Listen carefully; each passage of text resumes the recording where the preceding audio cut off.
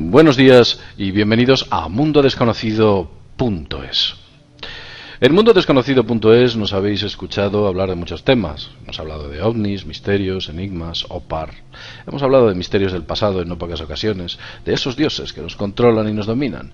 Hemos hablado de tantas y tantas cosas que en muchas ocasiones se nos olvidan aspectos tan reales y tan misteriosos como puede ser la propia economía.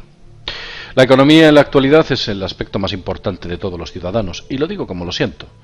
En estos momentos, la destrucción del tejido económico del Estado español es total y absoluta.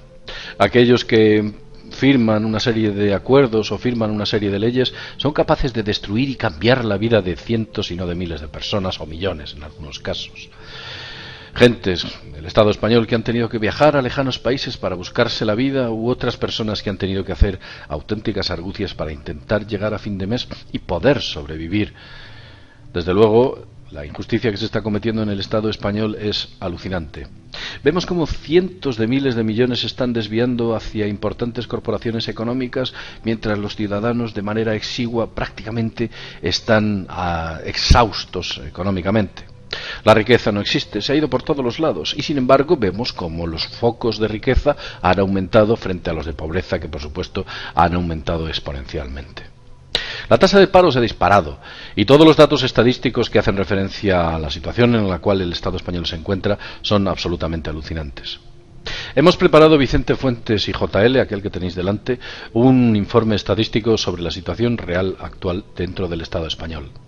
Yo sé que muchos de vosotros escucharéis en los medios de comunicación, en la radio, en la televisión y en la prensa, una serie de datos que parece que son o están amañados, intentando buscar una realidad o intentando buscar algún tipo de forma de convenceros de que la realidad no es distinta, sino que la percepción de la realidad que tenéis que tener es la que a ellos les interesa. Principalmente los políticos, que son a los que más les interesa modificar este tipo de estadísticas para tenernos bajo control. Control y por supuesto esclavitud, que es en el punto en el que nos encontramos. Os aseguro que el programa de hoy os hará cambiar a muchos de vosotros vuestro personal punto de vista que tenéis sobre la situación actual del Estado español. Como he dicho antes, para hablar sobre ello tenemos a Vicente Fuentes. ¿Qué tal, Vicente? ¿Qué tal estás? Conocido para hablar de lo que está ocurriendo. Vamos a tratar este tema con una cantidad de cifras bastante apreciable. Vamos a dar los datos. El público pueda ver que hay pues diferentes opiniones de un lado y de otro, y sobre todo vamos a intentar exponer estos datos bajo esta situación global de crisis que muchas veces no se le pone nombre, y creo que es un problema que podemos solucionar poco a poco con este tipo de actos que realizamos, con este tipo de videoprogramas, con estas conversaciones, ponerle nombre a las cosas, ponerle datos a la crisis, ponerle quizá caras a esos números que aparecen en la prensa. Los datos que vamos a ver son espeluznantes, realmente exponen una situación caótica. Lo que pasa es que los medios de comunicación tienen muy controlada la situación. Los políticos, por supuesto, a través de sus medios de comunicación, también. Es impresionante al punto al que hemos llegado en solamente 5 años. Aunque, por supuesto, esto viene referido de quizá 10-15 años, o quizá mucho antes, antes de la Guerra Civil Española.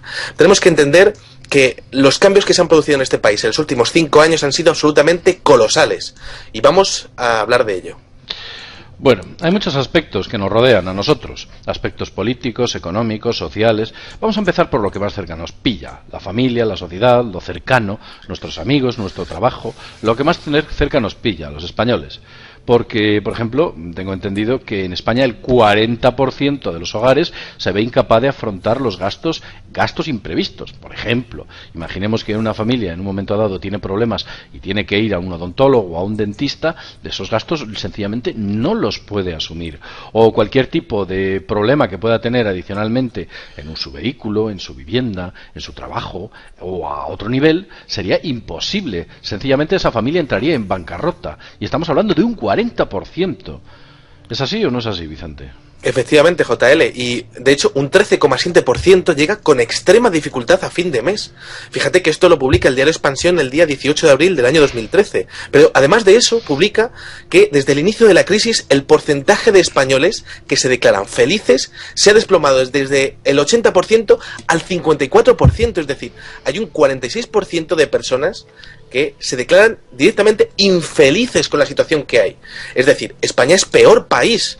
Cuando tú estás haciendo tu trabajo de manera infeliz, por supuesto no tienes el rendimiento que deberías de tener. Tu servicio es peor, tu producto es peor. Y finalmente, pues lo que le llega al público es siempre peor. Es decir, han empeorado el país con todas estas medidas. Hay, por ejemplo, algunos datos humanos del tema de la sociedad y la familia que son realmente tremendos. Las becas de ayuda para comedores han disminuido solo en un año un 30%. Pero vamos a ver, estamos hablando de dinero que es para que los niños puedan comer en el comedor. No, pues eso es una prioridad para el Estado español, porque se reduce. Si no fuese una prioridad, pues no se reduciría. Por ejemplo, tenemos que entender que España es el único país de la Unión Europea que destina menos del 1% del Producto Interior Bruto a la familia. Pero escucha, efectivamente, como tú bien dices, en algunos fuentes he tenido la ocasión de leer que España es el único país de la Unión Europea que destina menos del 1%, pero no dan el dato. ¿Sabes cuánto es concretamente? No lo sé. Menos del 0,1%. El dato salió en mayo del año 2013. O sea, los medios de comunicación decían, es menos del 1%, claro, y menos del 8%, porque es el 0,1%. Es menos del 0,1%. Imaginad qué compromiso social tiene un gobierno para designar un menos del 0,1% en lo que pudiéramos denominar la familia, en la ayuda a la familia. ¿Qué compromiso social tiene? Pero si es que no invierten absolutamente nada que ellos no supongan que no van a recibir beneficio. Ellos tienen una mente empresarial que dicen, bueno, si yo invierto en la sociedad, esa sociedad me va a dar a mí un beneficio económico. No. Si estás invirtiendo en la sociedad en bienes sociales, ese beneficio económico no existe. Existe un beneficio social y eso cuesta dinero y lo tienes que pagar. No se puede rentabilizar todas las empresas. Es absurdo. Pero vamos a ver, continuemos. Según tengo entendido, y según este informe que ha redactado, asombrosamente, según el informe de IMD en el año 2012, que mide la actitud de la población frente a las reformas, España está en el puesto número 53 que se resiste a cambiar su sistema. O sea, el RQR, que hemos conocido a lo largo de la historia dentro del Estado español, de que RQR y RQR, yo sigo y sigo con la misma hasta que me dé de cabeza contra un muro y rompa el muro y continúe rompiendo muros. O sea, estoy convencido de que por el camino que voy estoy haciendo lo correcto cuando se está demostrando que nos vamos directamente hacia el abismo. ¿Es así o no es así, Vicente? Efectivamente, JL, y te digo más, esto es un bombardeo absoluto, porque tú te das cuenta que cuando pones la radio, pones la televisión, encuentras continuamente los mismos partidos políticos hablando de las cosas que a ellos les interesa, que al final es construir prácticamente de España pues una gran empresa, ¿no? Que es realmente pues lo que ellos quieren, los trabajadores de una gran empresa, su empresa. Es interesante el hecho de ver, por ejemplo, cómo todo esto afecta a la gente. ¿Ves, por ejemplo, datos publicados en el diario El Economista el día 6 de septiembre del año 2013, que desde el inicio de la crisis, en ciudades como Madrid o Barcelona, ha aumentado el número de suicidios en un 58%. Es que es muy fuerte el tema. Por ejemplo, otro dato acojonante. El número de antidepresivos recetados en España se ha triplicado en España en los últimos 10 años. Todo esto afecta a la gente. Es evidente. Pues mira, sí. Y además es que te doy otro dato adicional sobre la gente deprimida, porque el tema de la crisis económica, quiere decir, afecta a la propia psique humana, debido a que evidentemente no puede hacer frente a aquellas comodidades a las que hacía frente cuando había años de bonanza. Evidentemente su familia no la puede mantener dentro de esa bonanza cuando realmente lo que hay es una crisis. Y desde luego esa persona se ve incapaz e impotente. Esa impotencia genera depresión. Esa impotencia genera muchas enfermedades. No sabemos a cuánto se ha llevado a la tumba, porque esos suicidios en muchas ocasiones están encubiertos. ¿Cuánta gente habrá muerto debido a que ha somatizado alguna enfermedad producida por los problemas de la crisis? ¿Cuántos? Y ahí es cuando la matan. Pero me voy un poquito más allá. Te diré, según la Fundación Factor Yuma, el porcentaje de gente con depresión en España, ¿sabes a qué cifra puede ascender? Muchísima gente. Es impresionante. 4 millones de personas. Puede haber 4 millones de personas en estos momentos en el Estado español con depresión. Pero lo curioso es que las bajas por depresión se han reducido. ¿Pero sabes por qué se han reducido? Porque... Me imagino que lo sabes. Por el miedo. Efectivamente, porque la gente tiene miedo a que al aplicar la reforma que ha habido sobre el mercado laboral, las diversas reformas, esas pueden incluir la posibilidad de que el hecho de que tú faltes unos días al trabajo sean motivo suficiente como para que seas despedido. Por ello nos encontramos en una situación de que hay cientos de miles, tal vez millones de trabajadores en el Estado español.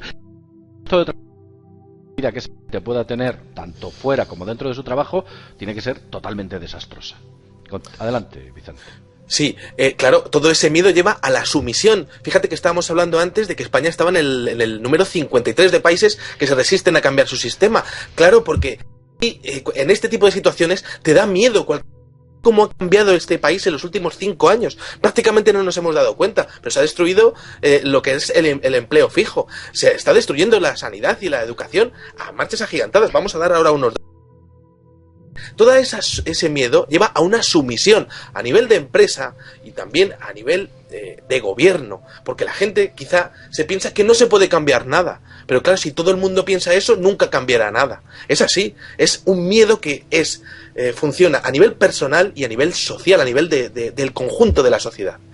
Todo esto mientras que existe un bombardeo continuo sobre cifras macroeconómicas y microeconómicas que realmente muchas de ellas o la gran mayoría están manipuladas y que luego viendo las estadísticas de la realidad son muy diferentes. Si te parece bien, JL, vamos a hablar del bloque de la economía, que hay hasta estadísticas absolutamente increíbles. Sí, porque la economía en el Estado español es absolutamente lamentable, pero a todos los niveles. Si quieres empezamos con por ejemplo, la famosa facilidad para crear negocios que hay en España por parte de una persona particular. O sea, alguien es despedido y decide utilizar sus exiguos recursos económicos y dice, bueno, me la juego y voy a montar un negocio. Cuéntanos cómo está ese tema.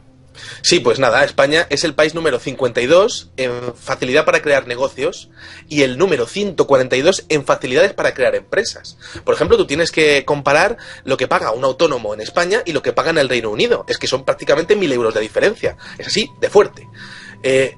Tenemos, por ejemplo, el ranking IMD de 2012, que básicamente analiza cómo de fácil es crear negocios, hacer inversión, cómo son los precios, las finanzas públicas, la legislación laboral, la productividad. Bueno, pues España está en el puesto 39 de los 59 países analizados, por detrás de países como Turquía, México o Lituania. Es decir, estamos hablando de que se hacen medidas para fomentar el empleo, cuando luego la realidad es que la ley no te permite estar continuamente de dificultades para que te crees tu empresa.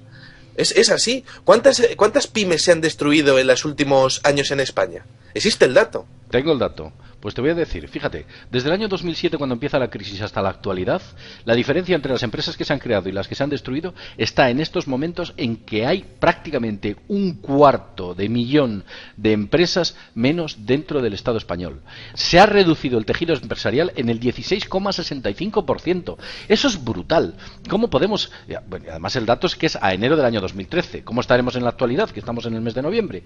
O sea, ¿en qué punto estamos? Las dificultades para crear empresa, los problemas que existen, la burocracia que hay para el mismo, la dificultad para crear negocio, para generarlo, porque evidentemente la crisis está arrastrando a todo el mundo, es como una especie de agujero negro que nos está devastando a todos, y a todo esto sumamos que ha habido una subida de los impuestos, ha habido una subida de... Bueno, es que prácticamente han creado o están creando una especie de desierto en el cual no puede crecer absolutamente nada. Y todavía tenemos que tener el aguante de escuchar al ministro Montoro decir en la televisión que España está recuperándose. Esto es una vergüenza. O sea, es que se les tenía que caer la cara de vergüenza. Pero vamos a continuar. Vamos a ver.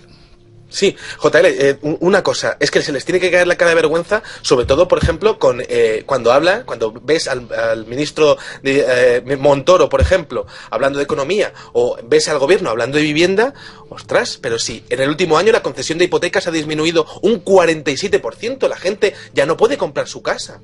La gente ya no puede comprar su casa. ¿Cómo son los embargos desde que empezó la crisis hasta ahora? ¿Cómo han sido los embargos? Que hay miles de personas embargadas cada día en España. Es verdad, la situación es insostenible. Es que es así. Pero luego, fíjate, se ponen a hablar de economía y no se les cae la cara de vergüenza porque en este país no existe la vergüenza. Porque España es un país donde se cobra ni más ni menos que 753 euros de salario mínimo. Empezando a compararlo, te das cuenta como países como Reino Unido con 1.190 euros, Francia 1.430, Irlanda, Holanda, Bélgica, Luxemburgo 1.874 euros al mes. Vamos a ver, están hablando... Escucha, porque es que quiero que la gente dirá, bueno, es que en Luxemburgo la vida es mucho más cara. No es mucho más cara. He tenido la oportunidad de entrar en supermercados online que hay en Luxemburgo. Y la comida, el vestido, el calzado y los aparatos electrónicos y todo lo que se vende en ese supermercado dentro de Luxemburgo vale igual que aquí. Es más, se da el dato curioso. Bueno, voy a decir el nombre. Se llama, es un supermercado que está en Alemania y está en Luxemburgo. Se llama Kaufland, ¿no? Se llama Kaufland.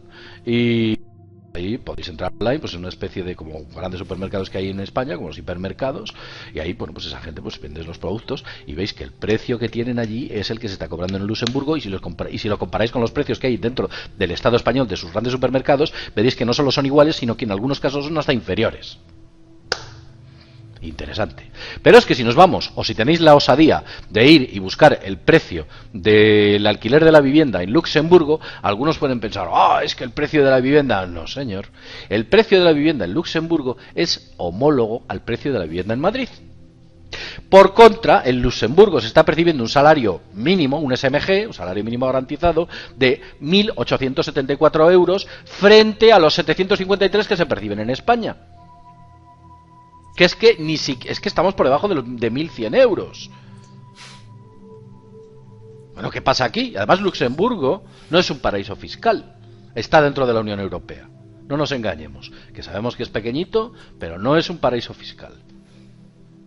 Porque algunos pueden pensar, es que es, pues no sé, como Suiza o como las Islas Caimán. No, de eso nada. Luxemburgo se ciñe a las mismas reglas económicas que el Estado español.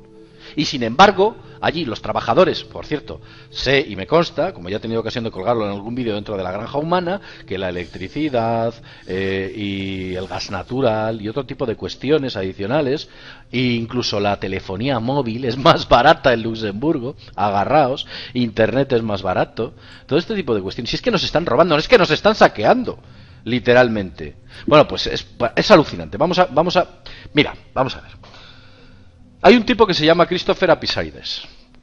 Apisarides sí. es un premio Nobel. Y agarraos con los premios Nobel, que cada vez que hablamos de ellos es para apuntarlo. ¿Sabéis lo que ha dicho en recientes declaraciones? Ha dicho lo siguiente: en España se protege a los trabajadores en exceso. Eso ha dicho. ¿Pero qué percepción tiene esa gente del Estado español? ¿Pero qué creen que es esto? ¿Qué piensan que es esto? ¿Hollywood? No. Aquí hay mucha gente que está sufriendo y lo está pasando mal, y cada vez más. Y nos vienen y nos quieren meter una retórica y contarnos unas historias con las cuales convencernos de una realidad que no existen. Pero vamos, por favor, ¿dónde estamos? Seamos objetivos. ¿Qué es lo que tenemos? Cojamos los datos y analicémoslos. Y eso es lo que estamos haciendo. Vamos a continuar. Vicente. Sí, JL, te cuento. Es posible que en Luxemburgo y en otros países que tengan vergüenza, en el que los políticos y los banqueros tengan vergüenza, pues no ocurra lo que ocurre aquí. Es que aquí lo que ha ocurrido es muy fuerte. Claro, existe tal cantidad de información en los medios de comunicación, la gente está muy enganchada a la televisión, a las redes sociales, pero claro, hay datos que son espeluznantes que se pierden en un mare magnum de noticias. Además se suelen soltar en verano para que la gente, bueno, pues esté de vacaciones, o cuando por ejemplo gana la selección española, o gana el Real Madrid y el Barcelona la Liga. Ese tipo de datos, bueno, pues eso se suelta en ese tipo de fechas, ¿no? Pero claro, es que te pones a pensar datos de la plataforma por la Auditoría Ciudadana de la Deuda, el PACD, y ves, por ejemplo, que bueno, pues según esa plataforma, 1 billón con B, 1,5 billones de euros de dinero público, exactamente 1.427.355 millones de euros, es la cantidad total de las ayudas públicas recibidas por las entidades financieras en España desde el inicio de la crisis. Es decir, 1,5 billones de euros de dinero público para la banca. Eso es Eso es dinero público que no va ni a educación, ni a pensiones, ni a sanidad, ni va, por supuesto, a ayudas sociales. Eso es dinero público de nuestros impuestos que va a la banca. Es así, lo tenemos que explicar así. Que la gente se piensa que bueno, que los rescates, que la troika, que no sé qué. Aquí se está dando muchísimo dinero a gente que no va a devolver ese dinero. Es así, hay que explicarlo así. Las cifras de la crisis española son consideradas de mayor gravedad que las que Estados Unidos tenía durante la Gran Depresión tras el crack de 1929. Pero si es que las ayudas a la banca equivalen al 82% de la deuda externa norteamericana. Un país como España, cuyo PIB prácticamente es inferior al que pueda tener, por ejemplo, el estado de Florida, o el estado hay importantes estados en Estados Unidos que tienen un PIB superior al de España. Y luego encima nos fríen a impuestos. El IVA pasa del 16 al 21%, pero es que encima que estás en una crisis, lo que tienes que hacer es intentar ablandar los presupuestos para que la gente pueda respirar. Pero lo que no puede ser es que la gente se esté ahogando y le metas 5 puntos más de impuestos adicionales que tiene que pagar el Estado, para que finalmente ese dinero vaya desviado a la banca pública, que esa banca pública en ningún caso hace un feedback con su dinero y lo retorna en créditos, porque no los está dando. Como hemos visto, se ha reducido en un 47% el número de créditos hipotecarios que se está ofreciendo en el Estado español. Entonces, ¿qué está haciendo la banca con ese dinero? ¿Está tapando agujeros? Y si está tapando agujeros, ¿de dónde han salido esos agujeros? ¿Dónde ha ido ese dinero? ¿Qué ocurre con todo eso? ¿Quién demonios está auditando este tipo de cuestiones? ¿Por qué la Fiscalía General del Estado no obra de oficio? ¿Dónde está ese dinero? ¿Dónde está la transparencia española? Es que es verdad. ¿Dónde está ese dinero? ¿Quién ha robado ese dinero? ¿Por qué no hay responsabilidades? ¿Por qué no hay dimisiones? ¿Por qué, también, por qué la gente no salta a la calle, se tira 3 semanas en la calle, como ya ha pasado, pero mucho más fuerte? ¿Por qué no se tiran directamente mucho más tiempo en la calle exigiendo responsabilidades? Porque en este país ya no existe la vergüenza, es que es verdad, no existe la vergüenza, no hay más. Bueno, vamos si quieres a cambiar de tema y vamos a hablar del tema energético. Sí. Porque es importante, que nos estamos metiendo en invierno y la gente tiene que pagar un dinero que a lo mejor no tiene para poder aguantar la oleada de frío, que esperemos que no la haya. ¿Cómo está el tema energético? Pues te cuento, JL. Se estima que el Estado español debe 30.000 millones de euros a las eléctricas, lo que augura, por supuesto, subidas del recibo de la luz para los próximos 10 años. Eso, por supuesto. Vamos a ver, Vicente. Sí. Las eléctricas eran del Estado español hace muchos años y se privatizaron. Sí. Entonces, al privatizar eso, esas empresas tuvieron que dar dinero al Estado español. ¿Sí? ¿Cómo puede deber el Estado español dinero? Es como que yo te vendo a ti un coche y te digo, bueno, aparte de vendértelo, ya te iré dando dinero también. ¿Tendrás que dar dinero tú a mí?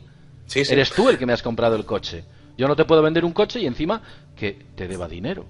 Eso es lo que estamos viendo aquí. ¿De dónde sale esta deuda? ¿De dónde viene esta deuda? ¿Dónde ha aparecido? Y lo más importante, ¿qué nombres están detrás de las principales empresas de energéticas del Estado español? A ver si nos encontramos nombres de importantes políticos, que puede que estén haciendo presión o tengan grupos de presión para que esa deuda no solo se mantenga, sino se infle y desde luego mejore los rendimientos económicos de esas empresas. Porque todo hay que verlo desde esta óptica. Ojo. Claro, esos políticos acaban trabajando en esas principales empresas. Esas principales empresas siguen subiendo el recibo de la luz sin dar justificación ninguna. Fíjate, una cosa interesante, que España, que podía ser un país que podía tirar mucho de energías renovables, tenemos sol y viento a raudales, bien, pues se está dando incentivos para cerrar empresas eólicas y solares. Es así, para fomentar todo lo que viene siendo las empresas típicas de lo que viene siendo la luz. Nada de energías renovables ni alternativas. Se están dando incentivos para cerrar esas empresas. Pero es que fíjate, hay otro dato que es espectacular, y todo esto que estoy diciendo lo ha publicado el diario Expansión, es decir, no me lo estoy inventando. Según el diario Expansión, las dificultades o imposibilidad de pagar la luz y el gas estarían detrás, y esto es espectacular, según algunos expertos, de entre 2.300 y 9.300 muertes prematuras al año. Es decir, la gente no tiene para pagar la calefacción y al final acaba contrayendo alguna enfermedad y acaba muriendo. Es así de fuerte lo que está pasando en este país. Bueno, vamos a cambiar de tema. Vamos a hablar de la situación laboral, del paro en este país. El paro en este país, que es una lacra tremenda y que tenemos todavía que escuchar a algún ministro decir que el paro en España ha bajado porque están haciendo un auténtico juego con las cifras, pero como suena, están haciendo un juego con las cifras para crear la percepción social de que el paro ha disminuido. El paro en realidad ha subido. Lo que pasa que no se han tenido en cuenta ciertos datos de los que vamos a hablar ahora. Vamos a hablar del desempleo. El desempleo aparentemente en el año 2007 marcaba un mínimo histórico de 1 millón, o un máximo histórico de 1,76 millones de personas. Imagínate, un 8% de la población activa, que para entonces aquello era una barbaridad. Pero es que nos encontramos que en el primer trimestre del año 2013, ¿en cuánto está el paro, Vicente? En el primer trimestre del año 2013 tenemos 6,2 millones de parados. Es así, con un paro juvenil de más de 960.000 personas, es decir, un 57,2% de paro juvenil, desempleados menores de 25 años. Se calcula que solamente en 2012 cada día se destruían más de 3.000 puestos de trabajo como mínimo. El número de parados de larga duración se ha multiplicado por 7 desde el inicio de la crisis. Es decir, podemos seguir diciendo cosas. En España hay más de 413.300 hogares con todos los miembros en paro. 583.000 hogares no tienen ingresos. Solo en 2011 Cáritas atendió a 1 millón de personas. Bueno, es que las organizaciones que se dedican a la obra social, que son privadas, las ONGs, están desbordadísimas. Pero desbordadísimas, ya no saben ni dónde meter a la gente, ni dónde darles de comer, ni dónde sacar fondos, o sea, es que están absolutamente colapsadas. Yo vivo en Valladolid, estoy escuchando las organizaciones que se dedican a esto dentro de la provincia de Valladolid, y lo están diciendo, es que ya no sabemos, estamos haciendo una labor que tenía que hacer el Estado, y el Estado es que no solo no nos ayuda, sino que cada vez nos vemos más desbordados por la cantidad de gente que cada día nos encontramos, y en algunas ocasiones perfiles de ciudadanos que antiguamente eran de clase media, sí, y que se han visto desbordados por la crisis.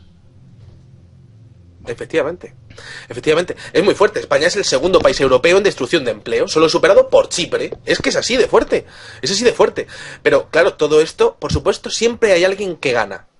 Claro, estamos hablando de la balanza que está mal, ¿no? Bueno, pues hay una parte de la balanza que está muy bien, que está estupendamente. Por ejemplo, según el diario Huffington Post, el presupuesto para los partidos políticos, es decir, presupuesto que viene de dinero público, aumenta en 2014 un 27,9%, pasando a disponer de 84,7 millones de euros. Los partidos políticos que reciben ese dinero público. 84,7 millones de euros, que es que la gente se piensa que, bueno, pues que hay muchos partidos con financiación privada y mucha de esa financiación completamente ilegal, como se está demostrando poco a poco, entre otras cosas con el caso Bárcenas, y hay otros muchos escándalos políticos en España de otros muchos partidos, es verdad. Pero es que de esto aprendemos. ¿Tú conoces a un tipo que se llama Sheldon Anderson? Sí. Sheldon Anderson es un señor, yo os lo comento, que quiere abrir un enorme centro en Madrid en el cual va a montar muchos casinos, y va a instalar un complejo turístico alucinante. Eso es lo que dice aquí el sujeto este. Nos parece maravilloso que dé empleo, pero primero a ver qué tipo de empleo da, qué tipo de vida se desarrolla dentro de esos centros, a ver si en vez de, pues no sé, un complejo turístico se vuelve un lupanar, literalmente, entre otras cosas. Sí. Porque es que ya sabemos lo que traen este tipo de cuestiones, no nos engañemos, y no voy a decir el qué, pero que cada uno piense qué es lo que ha ocurrido en Las Vegas, que viva Las Vegas solamente lo decía Elvis Presley. Pero bueno, pues estamos hablando del señor Sheldon Anderson, que curiosamente le ha inyectado a la campaña electoral al Partido Republicano de los Estados Unidos 100 millones de dólares. Imagínate este sujeto, lo bien que tiene que estar considerado por el Partido Republicano. Lo que parece que a la gente se le olvida es que está imputado por el blanqueo del dinero del narcotráfico. Está imputado, yo no digo que sea culpable o no, pero ahí está. No sabemos de dónde viene todo este tipo de cuestiones. Pero vamos un poquito más allá y tengamos un poquito de visión. El otro día al señor Anderson le hacen una entrevista y le preguntan: señor Anderson, ¿usted cómo prevé que deberíamos negociar con Irán? Y la respuesta del señor Anderson fue la siguiente. Dijo: con Irán hay que negociar lanzando bombas nucleares. Esas son las respuestas. O sea, vemos qué mente hay detrás de ese sujeto que quiere montar ese lupanar en Madrid. Imaginaos. Y aquí los ministros, evidentemente, de la Comunidad de Madrid peleándose, no sabemos por qué. No sabemos si habrá comisiones. Yo estas cosas las dejo en el aire. Yo no he afirmado nada. Digo, no lo sabemos. Nosotros no se sabe. No sabemos nada. No se sabe. Hombre, lo que sí que podemos saber es que los españoles en riesgo de pobreza extrema alcanzan del 25,04%. Pero claro, se está haciendo, se va ese dinero público, pues se quiere encaminar hacia ese tipo de macroproyectos, ¿no? Donde no sabemos quién está ganando dinero, por supuesto, ¿no? Buah, tenemos aquí un montón de datos. Yo creo que deberíamos hacer una segunda parte, tal vez un poquito más adelante, explicar a la gente, dar datos de auténticos economistas, no de economistas que trabajan para el aparato, que lo único que quieren es crear lo que he dicho antes, crear una percepción de la realidad, y realmente no es cierto. Tenemos aquí datos de economistas honrados, como puede ser Santiago Niño Becerra, y lo digo desde mi personal punto de vista, quien está haciendo unas declaraciones justas de la situación en la que nos encontramos. Tenemos datos de cómo en España se ha movido una importante auditoría que va a haber a la banca al mes de noviembre del año 2014 para evitar que una hecatombe económica inunde el país y que esa hecatombe económica aparezca después de las elecciones. Fijaos qué mente, fijaos qué estrategia tienen estos sujetos, estos individuos que nos gobiernan. Bueno, esto es alucinante, es alucinante, de verdad. O sea, yo me quedo con la teoría reptil. Y al final, cada día y cada minuto me estoy dando cuenta que las mentes que se esconden detrás de todo eso tienen que obedecer a ese tipo de entidades. Es que no hay otra forma de verlo. A ver, yo lo miro como lo miro, lo he dicho muchas veces, Asurbanipal. Hace 2.600 años o casi 3.000 o 3.000 y pico, no recuerdo la fecha, era más justo, porque Asurbanipal hacía la tabula rasa y decía, se acabó, ya no se pagan más impuestos, o ya no se pagan más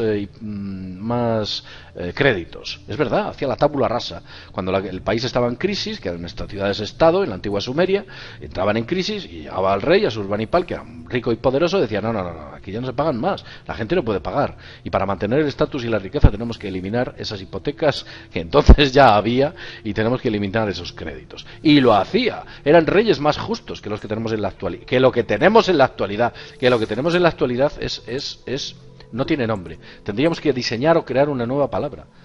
Tendríamos que hacer, pues no sé, diseñar, ampliar el diccionario para encontrar las definiciones adecuadas para estos sujetos.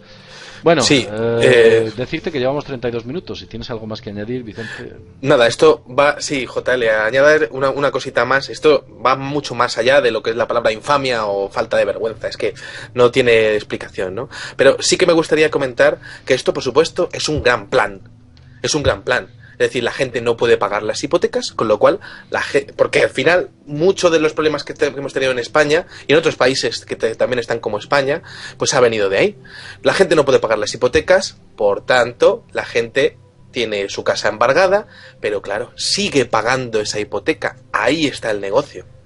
Ese es el negocio, lo que se llama dación en pago, que cada vez es más difícil verse, y hay una plataforma de afectados por la hipoteca que está luchando mucho, pero que no les hacen ni puñetero caso. Bueno, pues ahí está, ¿no? Es un gran negocio para empobrecer el país de una manera impresionante en muy poco tiempo, y por supuesto, para que la gente lo acepte de alguna manera, porque como no se puede hacer nada, porque como la cosa está muy mal, pues la cosa